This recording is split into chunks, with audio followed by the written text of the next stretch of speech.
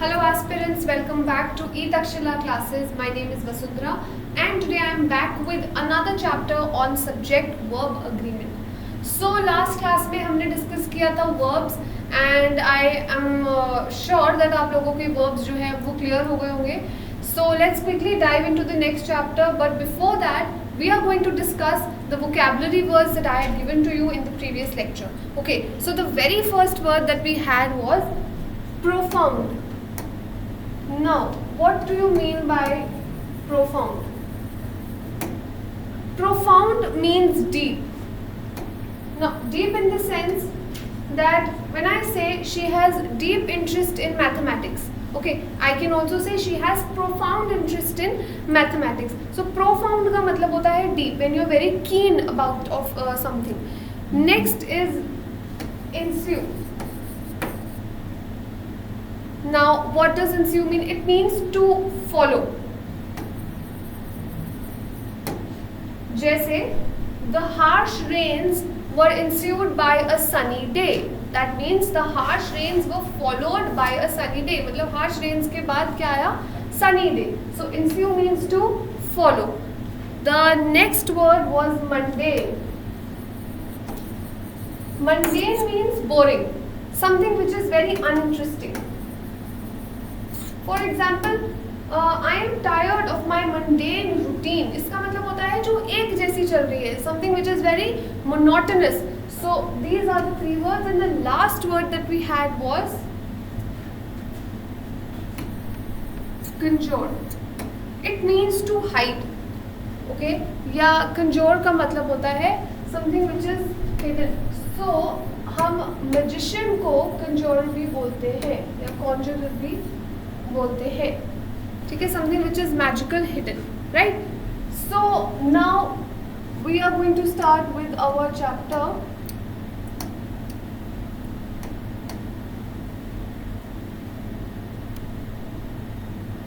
So let's quickly begin.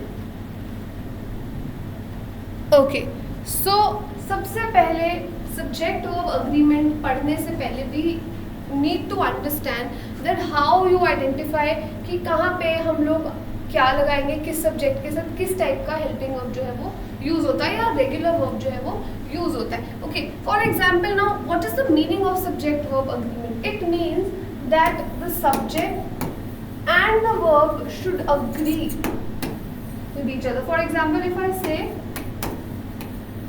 I dash playing, now I know कि I के साथ मैं इज नहीं लगा सकती, आर नहीं लगा सकती. What the only word that I can use here is I am playing और I was playing, right? Why do we know this? Because we know that I के साथ इज और आर जो है वो नहीं लगता. These are some unsaid rules. Okay, तो अब डिफरेंट सब्जेक्ट्स के साथ जब डिफरेंट वर्ड्स से वो फॉलो होते हैं तो कैसे हमें उसके आगे क्या लगाना चाहिए, that we will come to know by this with the help of this chapter. तो सबसे पहले तो नेचर आइडेंटिफाई करेंगे हम सब्जेक्ट का. ठीक है, प्लूरल है तो हमें क्या लगाना चाहिए, सिंगुलर है तो हम इज लगाते हैं, वॉज लगाते हैं, प्लूरल है तो आर वर लगाते हैं, राइट? नेक्स्ट है follow the rules which we are going to study later and then use the correct verbs. So these are the three things that you definitely need to keep in mind, तभी आप subject verb agreement जो है वो solve कर सकते हो. Now if I talk about the weightage of this chapter, it is too high. Why? Because whether you talk about NDA और CDS, spotting errors में बहुत जगह से सब्जेक्ट वर्ब अग्रीमेंट से ही क्वेश्चंस जो है वो आपके बनते हैं. So this chapter is very very important. So please pay attention and let's quickly begin. Now the first rule of subject verb agreement says that singular subjects require singular verbs, okay, whereas plural subjects require plural verbs. For example अगर मैं आपको बोलती हूँ Rahul is studying, ठीक है, लेकिन अगर इसी सेंटेंस में मैं बोलूं कि Rahul and Ram dash study, तो अब ये दो हो गए, एक राहुल और राम, तो अब इनका हेल्पिंग वर्ब क्या होगा, आर. तो ये आपको पता होना चाहिए कि अगर सिंगल सब्जेक्ट है तो वो इसमें होगा और दो है तो उसमें क्या लगेगा, आर, राइट? नेक्स्ट यही कहता है कि subjects with the word and require plural verbs. जब हम राहुल एंड रिया, देखिए जब दो सब्जेक्ट्स के बीच में, अभी हमने ये डिस्कस किया, एंड लग जाए इसका मतलब ये दो है, ये प्लूरल हो गए. अब यहाँ पे हम क्या लगाएंगे, are. Now there is one exception to it. अब एक्सेप्शन ये क्या है कि कभी क्या होता है, we are talking about two subjects, they are joined by and everything is fine, but they are talking about one common idea. अगर ऐसा कुछ होता है सेंटेंस में तो आप क्या करेंगे, आप उसको सिंगुलर वर्ब के साथ ही फॉलो करवाएंगे। फॉर एग्जाम्पल अगर मैं बोलती हूँ bread and butter dash my favourite food. अब ब्रेड एंड बटर, आप सोचोगे एंड लगा है, दो चीजें हैं तो आर लगेगा, but no, bread and butter is when we are talking about them, we are talking about a single idea, right, कि ब्रेड और बटर आप इकट्ठे खाते हो तो इट रिप्रेजेंट्स वन आइडिया, इसलिए यहाँ पे हम क्या लगाएंगे, is. It's a very common example that I often give. For example, when I say rajma and chawal is my favorite meal. Now, rajma and chawal are two different things, but you don't eat them like distributively with them together.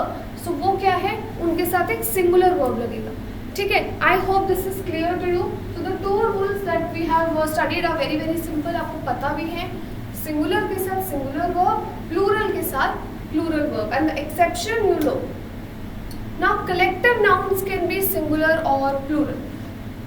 Collective noun में हमने noun में भी ये चीज़ करी थी कि जब कोई भी कमिटी या कोई भी जूरी, कोई भी पैनल अगर कलेक्टिवली कुछ काम करता है, ठीक है, तो उसे हम क्या बोलेंगे, इज, या उसके साथ हम क्या लगाएंगे, सिंगुलर वर्ब। लेकिन अगर वो किसी ओपिनियन पे डिवाइडेड है, अगर वो इकट्ठे कोई डिसीजन नहीं ले रहा है, तो हम उसको प्लूरल की तरह कैटेगराइज करेंगे।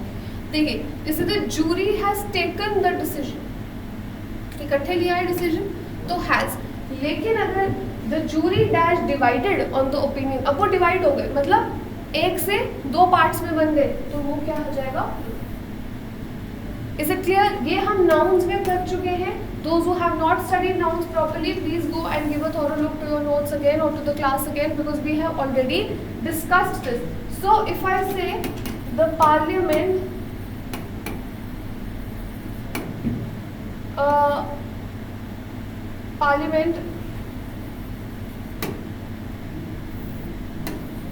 the parliament dash fighting over the bill. Now when they are fighting, they are divided into two parts. No, one is pro and one is anti. So this will become the parliament are. But when I say the parliament dash passed the bill, मतलब इकट्ठे मिलके, तो हम क्या लगाएंगे, has passed the bill. It is singular now. Okay, I hope this much is clear to you. So let's move on to the fourth rule, which says in case of phrases like, अगर कभी भी आपको ऐसा दिया हो of plenty of, a deal of, a lot of, आप क्या करेंगे, सब्जेक्ट को देखेंगे, ठीक है। जैसे a lot of money dash wasted। अब हम इसमें कोई फिक्स्ड रूल नहीं कह सकते कि जहाँ लॉट ऑफ आएगा वहाँ प्लूरल होगा या सिंगुलर ही होगा। हम सब्जेक्ट को देखेंगे कि a lot of money, money is uncountable, तो मैं उसमें क्या लगाऊंगी, a lot of money is wasted या वॉज वेस्टेड, ठीक है। लेकिन अगर यहाँ पे सेम सेंटेंस हो, a lot of students dash present, अब सब्जेक्ट है यहाँ पे स्टूडेंट्स, स्टूडेंट सिंगुलर या काउंटेबल है या अनकाउंटेबल, दे आर काउंटेबल, ज्यादा, तो हम क्या लगाएंगे, आर या वर, ठीक है। तो आप चेक करेंगे भी आपका जो मेन सब्जेक्ट है वो काउंटेबल कैटेगरी में आता है या अनकाउंटेबल। अगर अनकाउंटेबल है तो आप उसमें डेफिनेटली वर या आर जो है वो नहीं लगा सकते, ठीक है। मनी हमेशा क्या रहेगा, सिंगुलर, इसके लिए हम उसको इज वॉज करेंगे, ठीक है। चलिए आगे बढ़ते हैं फिर। आई होप कि 4 जो आपके रूल्स हैं ये क्लियर हो गए हैं। In case of as well as, अब बहुत बार सेंटेंस में क्या होता है, as well as along with, इस टाइप की आपको फ्रेजेस देखने को मिलते हैं, जैसे Ram as well as his brothers dash coming to the party, ठीक है। तो अब बड़ा कंफ्यूजन होता है कि हम इसमें इज लगाएं या आर लगाएं, और बहुत स्टूडेंट्स क्या करते हैं, Ram as well as his brothers, बहुत सारे लोग हो गए, आर लगा देते हैं, which is wrong. So the rule says that we consider the first subject as the main one. तो अगर एक सेंटेंस है कि Sam as well as his parents dash honest, तो हम किसको देखेंगे? फर्स्ट सब्जेक्ट को जो है सैम, और सैम क्या है? सिंगुलर, तो हम यहाँ पे क्या लगाएंगे? Is, right. अगर यहाँ पे होता एक sentence, his parents as well as Sam dash honest, अब फर्स्ट सब्जेक्ट क्या है? पेरेंट्स, प्लूरल, तो यहाँ क्या आएगा? आर। इसी तरह अगर आपके सेंटेंस में एज वेल एज की जगह आपको अलोंग विद मिले, टुगेदर विद मिले, कुछ भी ऐसा मिले, इंक्लूडिंग मिले, विद मिले, तो आप क्या लगाएंगे? फर्स्ट सब्जेक्ट का जो भी कॉरेस्पॉन्डिंग वर्ब होगा, ठीक है। I hope that this much is clear to you. तो let's move forward to the next rule which says a single article represents a single subject and two articles they represent two subjects. Now this is very simple. For example, sentence देखेंगे, बहुत common है, commonly पूछा जाता है, a king and poet dash died, ठीक है। a king and poet, यहाँ king के साथ आर्टिकल लगा है, a and the होते हैं आर्टिकल्स, king के साथ लगा हुआ है, तो हम यहाँ क्या लगाएंगे? has, क्योंकि ये एक ही पर्सन था जो किंग भी है और पोएट भी है, क्लियर। तो हम यहाँ क्या लगाएंगे? Has one person who is king also and poet also. A king and a poet have died, क्यों? ये दो पर्सन हैं, अ किंग, एक पोएट, दो अलग अलग लोग, ठीक है। इसको ऐसे समझिए, अगर मैं बोलती हूँ अ black and white dog dash in the street, A black and white dog dash in the street, तो ये एक ही डॉग है जिसका कलर ब्लैक एंड व्हाइट है, क्योंकि एक आर्टिकल लगा है, तो ये क्या होगा? is. But if I say a black and a white dog dash in the street, तो ये क्या बनेगा? एक ब्लैक एक व्हाइट, तो this will be so this is how your article it impacts the subject verb agreement का rule, right? So if you have one article, it means that it is talking about the same person. If there are two articles, it means that it is talking about two people. Okay? So these are 6 rules we have completed as of now. I hope all of them are clear. And we'll move to the next one, which is, देखिए जिस तरीके से as well as था, along with था, उसी के बाद अब क्या है हमारे पास? either or and neither nor. So in case of either or, neither nor, not only but also the subject closest to the verb is considered. देखिए either Ram or his friends dash honest, क्या मतलब है इसका? या तो राम या उसके friends. अब हमारे पास ऑप्शन है, तो हम किसे चूज करेंगे? We will always choose the subject which is closest to the verb. Now friends are plural, तो ये क्या बनेगा? are. अगर यहाँ पे होता either his friends or Ram dash honest, तो क्या होता है यहाँ पे? his friends or Ram, closest to the verb is Ram, so is. ठीक है। Next, certain nouns are always singular and thus followed with a singular verb. For example, physics, mathematics, ये singular है, जैसे physics dash my favorite subject is, you will always say is. Measles is a dangerous disease. Politics is a very controversial issue. Mathematics is my favorite subject. News is true.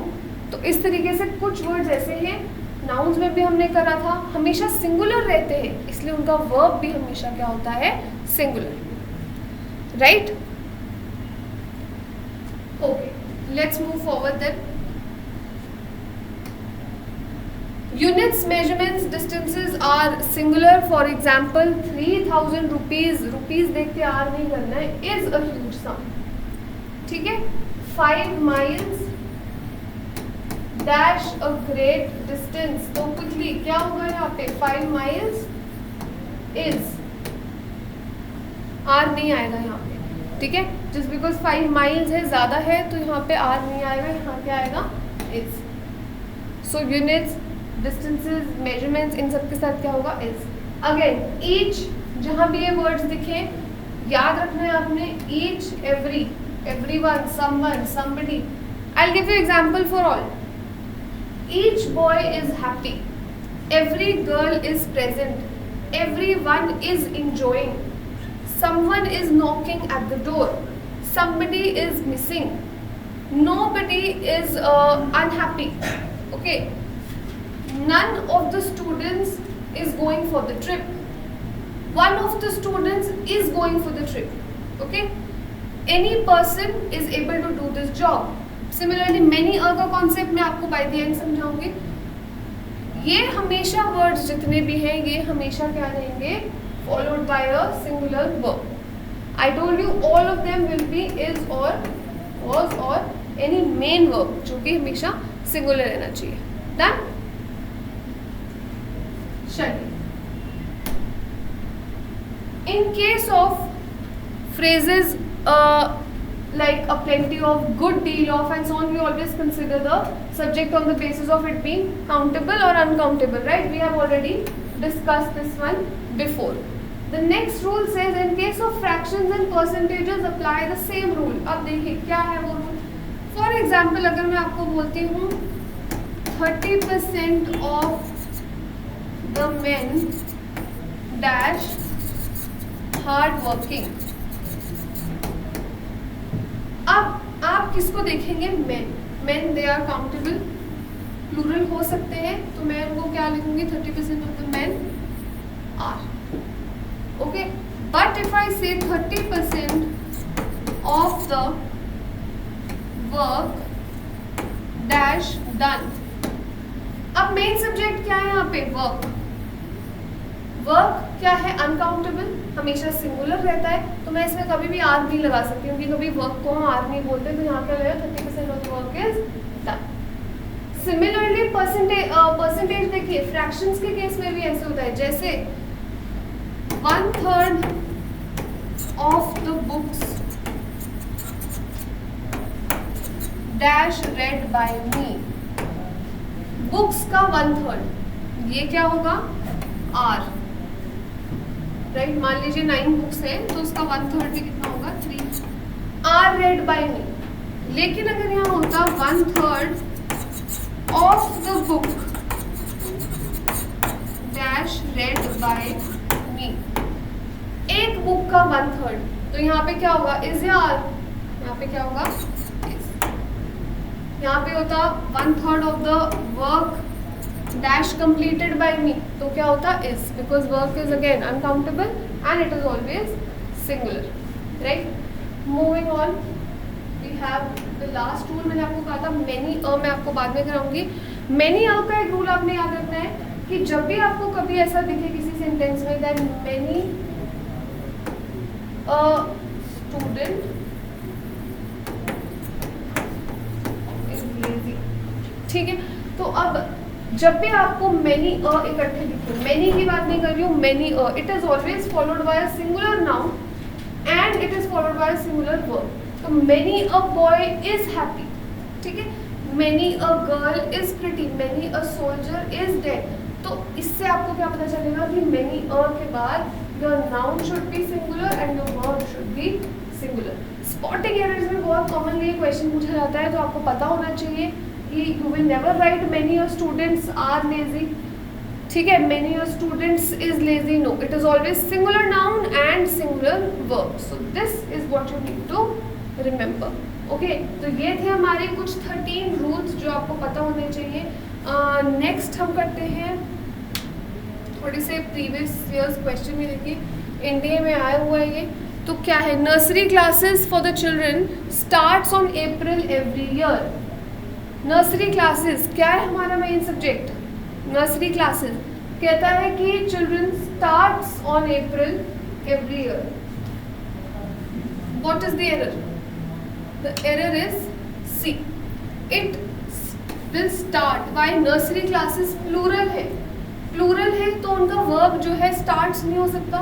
Nursery class starts हो सकता है, पर classes तो start होंगी. यहाँ पे S जो है वो नहीं आएगा, इसलिए एरर किसमें आपका, सी में. चलिए Next, each one of these chairs are broken. This was in CDS 2019. Each one of these chairs are broken. Each के साथ मैंने आपको बताया हमेशा क्या लगता है is. Each one of these chairs is broken. So the error is in C.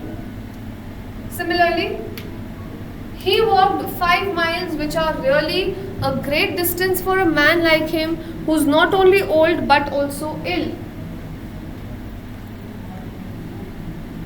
He walked 5 miles, which are really a great distance. No, he walked 5 miles, which is really a great distance.